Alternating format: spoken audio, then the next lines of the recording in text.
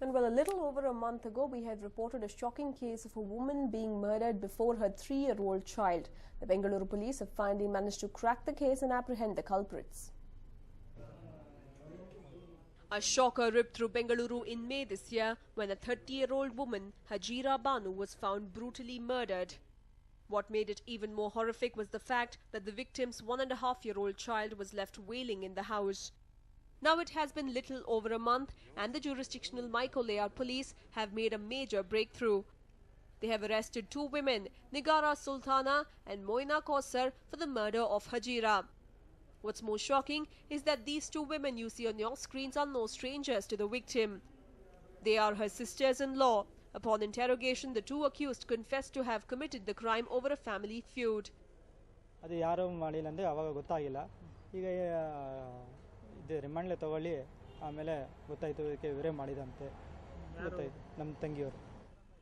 disagreement within the family over property dispute is said to have been the motive behind the crime. Hajira refused to let go of the land which was given to her husband. The 2 sisters hoped that they would be able to obtain the property following her death. Cops were able to zero in on the murderess after inspecting call logs and eyewitness accounts. 30-year-old Hajira Banu was found with her throat slit in her own house, which had left the neighborhood in DC Halli shocked. It was the child's loud cries that had alerted the neighbors. ನಾನು ಹೂವ ಕಟ್ಕೊಂಡು ಕೂತಿದ್ದೆ ಆಯ್ತಾ ಹೂವ ಕಟ್ಕೊಂಡು ಕೂತಿದ್ದೆ sound ಜಾಸ್ತಿ ಬಂತು ನಾವು ಪಕ್ಕದ ಮನೆಯವರು ನಾವೆಲ್ಲ ಮಾತಾಡಿದ್ರಿ ಏನು ಇಷ್ಟೊಂದು ಸೌಂಡ್ ಬರ್ತಾ ಇದೆ ಅಲ್ಲ ಏನು ಅವಳು ಇದ್ದಾಳ ಇಲ್ವಾ ಅಂತ ಆ ಕಡೆ ಬಂದು ಕಿಟಕಿ ತಡೆದೇನು ತೆಗ್ದಿಲ್ಲ ಸರಿ ಅಂದ್ಬಿಟ್ಟು ಹಿಂಗೆ ಬಂದು ನೋಡಿದ್ರೆ ಬಿದ್ದಿತ್ತು ಕಿರ್ಚ್ಕೊಂಡು ಹೋದೆ ನಾನು ಅಷ್ಟೇ ಕಿರ್ಚ್ಕೊಂಡು ಹೋದೆ ಎಲ್ಲರೂ ಬಂದರು ಕಿರ್ಚಿ ಏನು ಅಂತ ಈ ಥರ ಆಗಿದೆ ಅಂತ ನಾನು ಯಾರಿಗೂ ಏನು ಹೇಳೋಕ್ಕೂ ಆಗಿಲ್ಲ ಆಮೇಲೆ ಅವರವರು ಬಂದು ನೋಡ್ಕೊಂಡು ಹೋದ್ರು ಅಷ್ಟೇ. One Hajira Banu, 30 years, has been found murdered with her throat slit in the Srinivas Reddy layout in Devarchikkanhalli. It seems she was staying with her baby and the 2 eldest daughters had gone to school. Murdering a family member over the greed of property is nothing new. But brutality with which Hajira was left to bleed to death in front of her own baby is definitely shocking. Vishnu Prasad, News9, Bengaluru. Well, it's been just a week since an 11-storied building in Tamil Nadu claimed over 60 lives. And now there is one more such incident killing several labourers. Here's a report. Newly built wall collapses in Tiruvallur.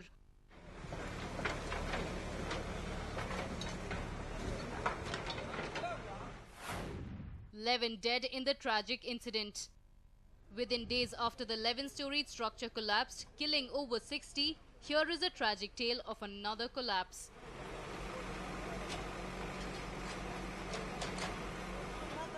This is the second such incident that occurred in the state just after a week. The deadly collapse killed 4 women and a child. But what led the wall to fall? Let's hear it from one of the locals.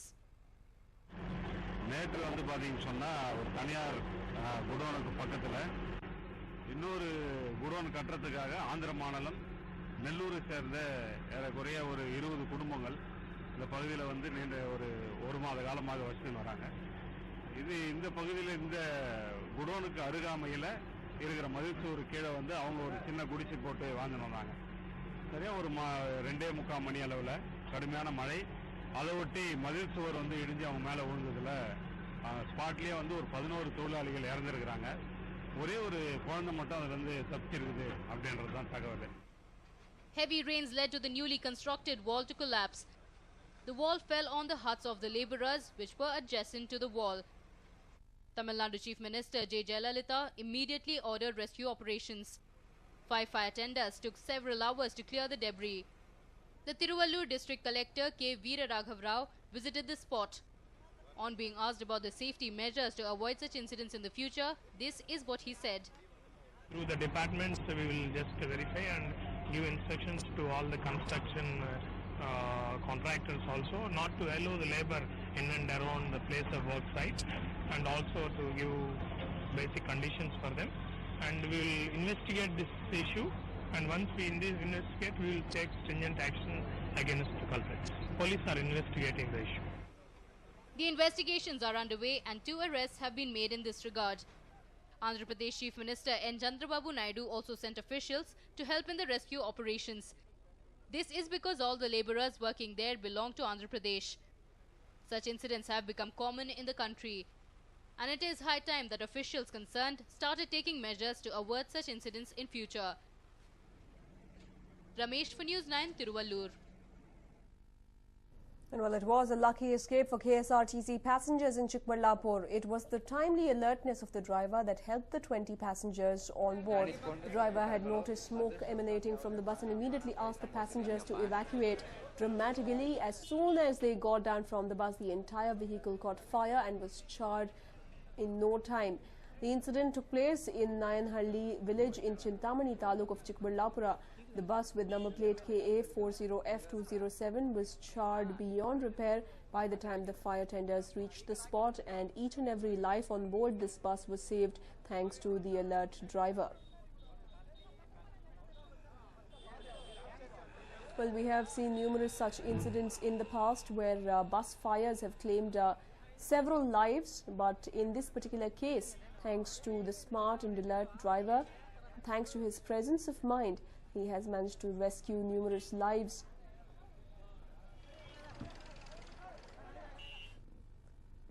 Well, private colleges in the state have time and again shown their defiance when it comes to the fee structure, and they have done it this year too.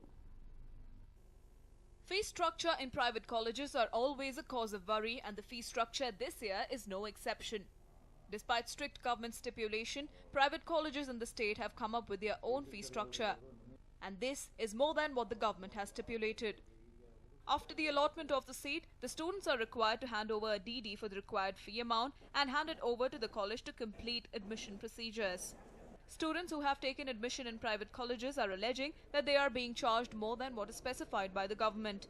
The colleges are collecting 20 to 50,000 more, citing library, sports and other co-curricular activities as overheads. Most of the students are not able to cope up with the new fee structure since they come from middle-class families. ನಾನು doctor Shivakumar Mahaswamiji ನೆಲಮಂಗಲದಲ್ಲಿರುತ್ತೆ ಹೇಳಿದೆ. ಅಲ್ಲಿ CET fees ಜೊತೆಗೆ donation ಅಂತ 20,000 library fees, uniform ಅಂತ ಆ ಥರ ತೊಗೊಂಡಿದ್ದಾರೆ. ಮತ್ತು 1 year ಹೇಳಿದ್ದಾರೆ, ಮೀನ್ಸ್ 4 ಇಯರ್ಸ್ಗೆ 20,000 ಅಂತ. ಲೈಕ್ 1 ಇಯರ್ಗೆ ಫಸ್ಟ್ ಇಯರ್ ಈ ಥರ ಕಟ್ಬಿಟ್ರೆ ಲೈಕ್ ಮಿಕ್ಕಿದ್ದು ಏನೂ ಇಲ್ಲ. ಸೊ 20,000 ಆ ಥರ ಡೊನೇಷನ್ ಕೇಳ್ತಾ ಇದ್ದಾರೆ. ಒಂದು ಸ್ವಲ್ಪ ಇದಾಗ್ತಾ ಇದೆ ಎಲ್ಲರಿಗೂ. The students who had secured medical seat should remit rupees 16,700 in government colleges and rupees 46,000 in private colleges. Students securing dental surgery seats will pay 14,000 rupees in government-owned colleges and 35,000 rupees in private colleges. Fee for homeopathy course in government colleges is 8,590 rupees and 18,590 rupees in private colleges. Finally, the engineering and architecture students will pay 18,090 rupees in government colleges and 41,590 in private colleges. When our correspondent spoke to Karnataka Examination Authority officials, the executive director had asked the students not to pay anything more than what is specified by the government. ಕಾಲೇಜಿನಲ್ಲಿ ಹೆಚ್ಚುವರಿ ಶುಲ್ಕ ಅವರು ಪಡೆಯೋ ಹಾಗಿಲ್ಲ, ಮತ್ತು ಯಾವುದಾದ್ರು ಆ ಥರದ್ದೇನಾದ್ರು ಬಂದರೆ ಗಮನಕ್ಕೆ ತರಬೇಕು. ಹಾಗೆ ನೆಕ್ಸ್ಟು ಏನು ಅಂತಂದರೆ ಹೋದ ವರ್ಷದ ಫೀಸ್ ಸ್ಟ್ರಕ್ಚರ್ ಏನಿದೆ ಅದನ್ನೇ ಈ ವರ್ಷನೂ ಕೂಡ. Private colleges hiked the fee after the government refused to yield to their demands. This now call for government intervention, else the students will have to shell out more than what they can afford. Amrita Patil, News9, Bengaluru. Well, car and bike enthusiasts love experimenting with their number plates, but all this is soon going to be a thing of the past.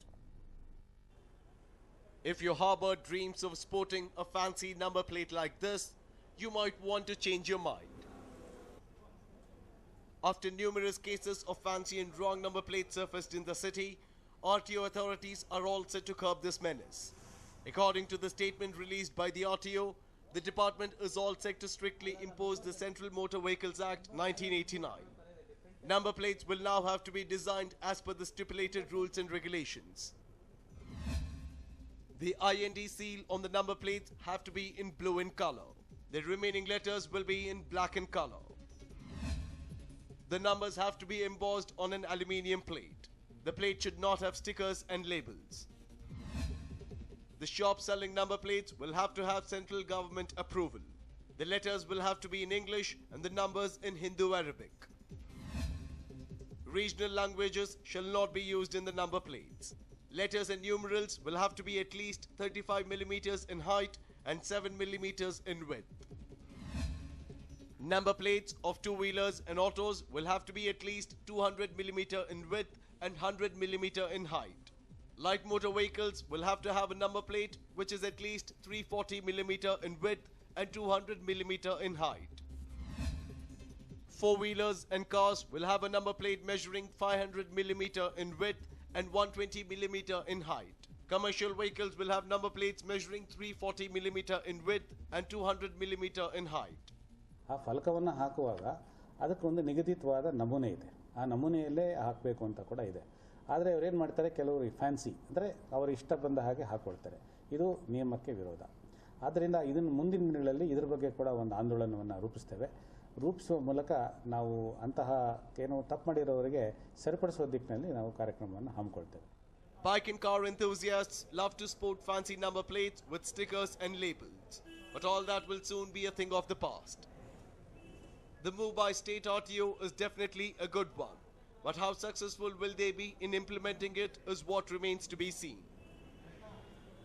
Pavitra for News9, Bengaluru. And well, Gujarat Governor Dr. Kamala Beniwal has been transferred to Mizoram for the remainder of her term, while Mizoram Governor Vakum Purushottam has been shifted as the Governor of Nagaland. Governor of Rajasthan, Margaret Alva, will discharge the functions of Governor of Gujarat in addition to her own duties until regular arrangements for the office of the Governor of Gujarat are made.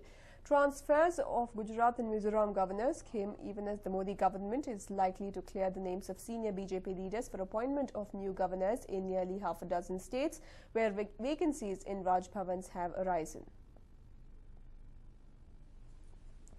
Well, let's not forget that one of the controversies that erupted soon after Narendra Modi took over as the Prime Minister of the country was that 7 UPA-appointed governors were reportedly asked to tender their resignations.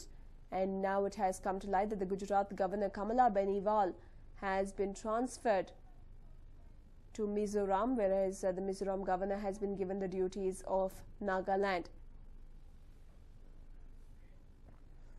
Well, after his statement that God alone can save the state from an imminent power crisis, D.K. Shivakumar is going by his plan. The Minister for Energy visited Rishyashringa Temple in Chikmagaluru district to seek divine intervention to bail out the state from the present crisis.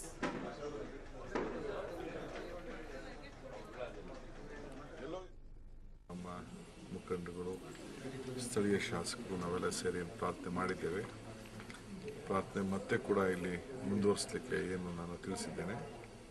ಸಾಂಪ್ರದಾಯಿಕವಾಗಿ ಮೊದಲಿಂದ ಕೂಡ ಮಳೆ ಬರದೇ ಹೋದಾಗ ಯಾವ ದಿಟ್ಟಿನಲ್ಲಿ ಇಲ್ಲಿ ಪೂಜೆ ಧಾರ್ಮಿಕವಾಗಿ ಯಾವ ರೀತಿ ನಡ್ಕೊಂಡು ಬರ್ತಾ ಇದ್ರು ಆ ರೀತಿ ಇಲ್ಲಿ ಮುಂದುವರಬೇಕು ಅಂತ ಹೇಳಿ ನಾನು ಈಗಾಗಲೇ ದೇವಸ್ಥಾನದವ್ರ ಹತ್ರ ನಾನು ಮಾತಾಡಿದ್ದೇನೆ. ಸುಮಾರು 40 ವೈದಿಕರು ಅದಕ್ಕೆ ನೋಡಿ ಅದನ್ನ ನಕ್ಷತ್ರ ಎಲ್ಲ ನೋಡಿ ಅಲ್ಲಿ ಪ್ರಾರಂಭ ಮಾಡ್ತಾರೆ. Well, just a few days back, D.K. Shivakumar had gone on to state on the floor of the House that it is impossible to solve the power crisis in the state and that God alone can intervene. He went on to state that due to the deficit in rainfall predicted for this year as well as next year, power production will be at an all-time low, and due to the rising prices of power, it is difficult to bring in power from other states as well. And looks like, as per his statement, D.K. Shivakumar is now turning to the gods for intervention here.